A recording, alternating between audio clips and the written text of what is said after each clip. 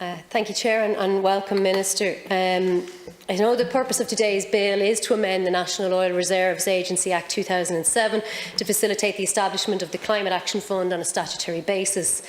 And given that we are in a climate emergency, a climate action fund is essential so that we can carry out the necessary mitigation and adaptation measures to both reduce our emissions and to protect communities most vulnerable to the impacts of climate change. Sinn Féin are happy to support this bill, but we would like to make a number of recommendations and observations. I welcome the Government's amendment to facilitate funding projects of a non-commercial nature.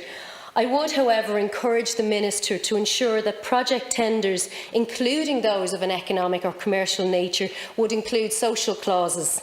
Such clauses can ensure that the local community can avail of job opportunities, and social enterprises, the community and voluntary sector should not be excluded from the tendering process, even on commercial tenders. We have seen first-hand the importance of this sector in the circular economy, whereby jobs and training opportunities for disadvantaged workers have been created. But I would also ask the Minister what protections and what oversight mechanisms are going to be put in place regarding the decision-making for the projects.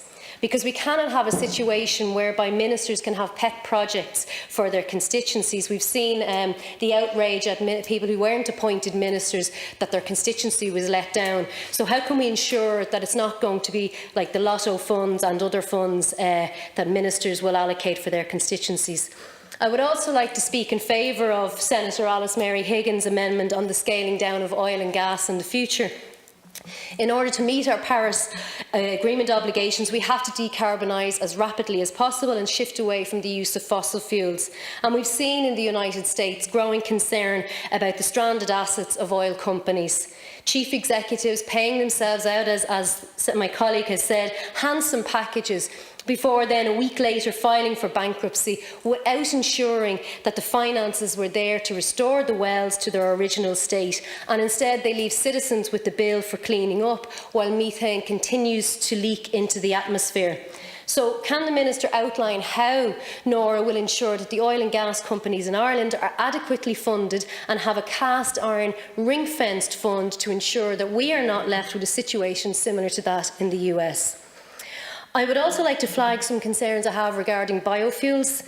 In this bill, the levy on biofuels is lower than that on petroleum, and as you've said yourself, this is in a bid to incentivise the use of biofuels. However, the Irish Government doesn't have a good track record on how it ensures that the biofuels that are in the Irish market are sustainably sourced and that they're not causing indirect land use change. And in fact, only last year the European Commission wrote to the Irish Government about its failure to properly transpose the EU directive on biofuels to ensure that the sustainability criteria was being met. And that sustainability criteria, we know, is already deeply flawed because it doesn't take into consideration the entire life cycle of the emissions of the fuels. And I'd also add that while, okay, the phasing out of palm oil is welcome, it needs to happen much faster than by 2030. So I would like to ask the Minister, what are his plans to electrify road haulage and public transport and instead move away from a reliance on biofuels, because surely this should be the priority.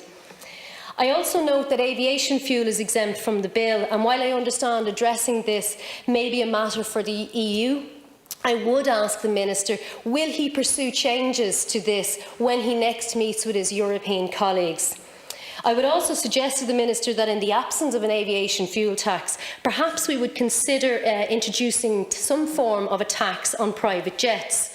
For example, an individual who shall not be named, over the course of 2.5 years, took 698 flights on his 70 million private jet, all in the bid to avoid paying tax in this state. So surely, if the Minister stands over the quadrupling of the carbon tax, then he would consider tackling wealth and consumption, and this is one such measure that could be taken on board.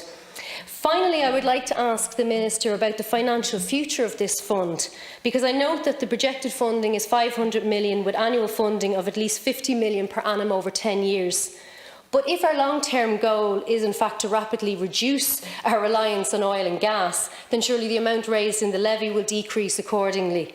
So I would like to ask, how is this being taken into account? And also, because according to the bill, It states annual expenditure will be 10 million in 2020, 30 million in 2021 and increasing to 100 million in 2027. Surely it would make sense to reverse that and front-load the funding, not only because if we're doing our job right in tackling climate change, then income from the levy should be decreasing over time, but also, given that the government is rolling out a July stimulus package, surely it makes economic sense to front-load the investment from the Climate Action Fund to create jobs and to accelerate emissions reductions. And more crucially, front-loading it would also help to mitigate against the impacts of the rising levy and rising carbon tax on struggling families. So I would appreciate if the Minister could maybe address some of those points. Thank you.